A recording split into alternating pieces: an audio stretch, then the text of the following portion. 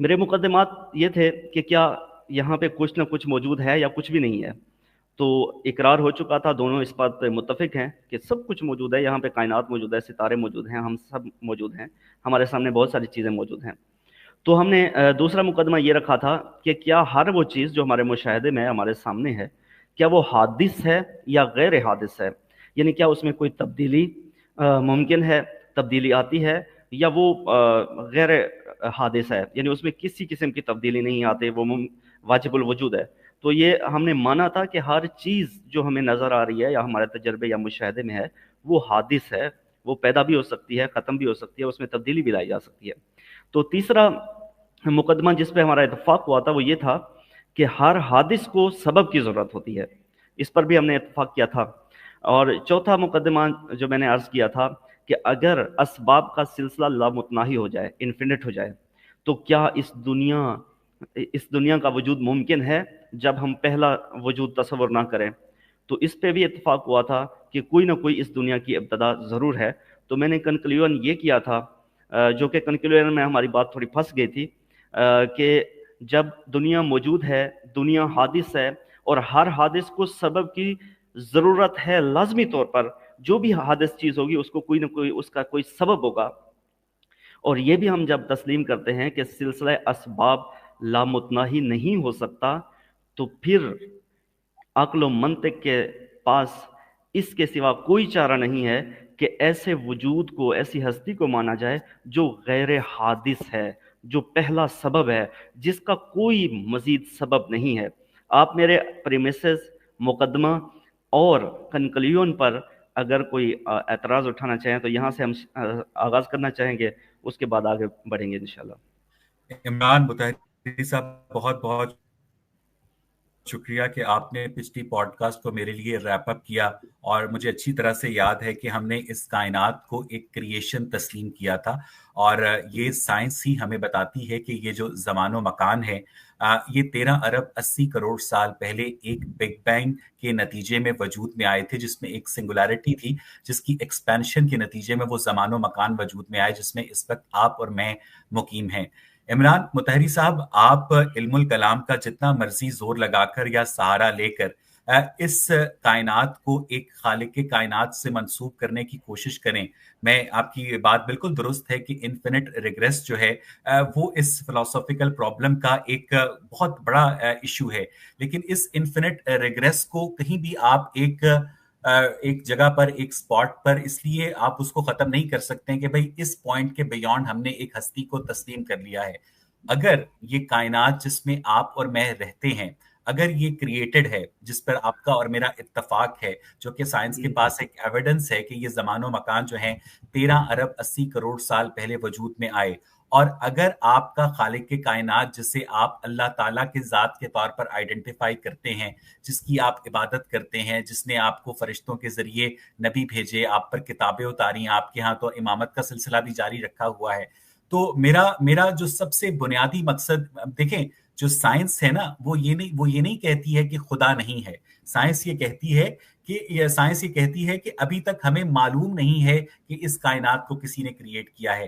آپ جو ریلیجس لوگ ہیں وہ یہ دعویٰ کرتے ہیں نہیں ہمیں معلوم ہے کہ اس کائنات کو بنانے والا ہمارا خدا ہے، ہندوؤں کا بھگوان ہے، یا جو بھی مختلف مذاہب کے لوگ ہیں وہ اسے اپنے اپنے خدا سے تعبیر کرتے ہیں.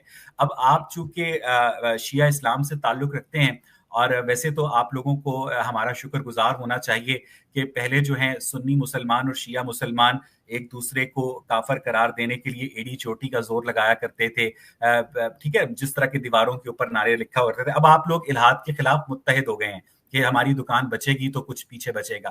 تو مجھے عمران صاحب اسپیسیفکلی یہ بتائیے گا کہ اگر یہ کائنات جو ہے آپ کے نزدیک بنی ہوئی ہے، جو کہ میرے نزدیک بھی بنی ہوئی ہے، اور آپ کے اللہ تعالیٰ نے اس کائنات کو تخلیق کیا ہے، تو سوال جو میں اپنی ہر پوڈ کاسٹ میں دہراتا ہوں وہ میں ایک مرتبہ پھر آپ کے سامنے دہرانے کی جسارت کروں گا کہ اگر آپ کا خالق کائنات جو ہے، جس نے عدم میں رہ کر اس کائنات کو وجود بخشا، تو وہ زمان و مکان کی تخلیق سے ماورا کیسے موجود تھا؟ کیونکہ زمان و مکان سے ماورا کسی بھی وجود کا موجود ہونا جو ہے عملی طور پر ناممکن ہے. اور مجھے یہ بھی بتائیے گا کہ آپ کا خالق کائنات جسے آپ اللہ تعالیٰ کے طور پر آئیڈینٹیفائی کرتے ہیں، اس نے اس حادث کائنات کو کیسے تخلیق کیا عمران صاحب؟ اویس بھائی بہت شکریہ. بس میں ایک سوال آپ سے پوچھنا چاہوں گا کہ آپ نے جو میں نے دلیل پیش کی تھی پچھلی دفعہ اور آج میں نے شروعات میں دہرا دی ہے، اس کے کسی بھی مقدمہ پر اعتراض نہیں کیا بلکہ اکتفا کیا ہے. اس کے ساتھ آپ نے اپنے اس کا اظہار کیا ہے کہ ہم ایک ہی ہیں. تو کیا اس کے کنکلیون پہ میں عمران صاحب please do not try to put words in my mouth. آپ نے اور میں نے اس بات پر اتفاق کیا ہے کہ یہ کائنات کریٹڈ ہے، ٹھیک ہے؟ اس کائنات کا اوریجن کیا ہے اس پر ہمارا اور آپ کا اتفاق نہیں ہے. آپ لوگوں کا یہ دعویٰ ہے کہ یہ کائنات آپ کی اللہ تعالیٰ نے عدم میں رہ کر تخلیق کی ہے.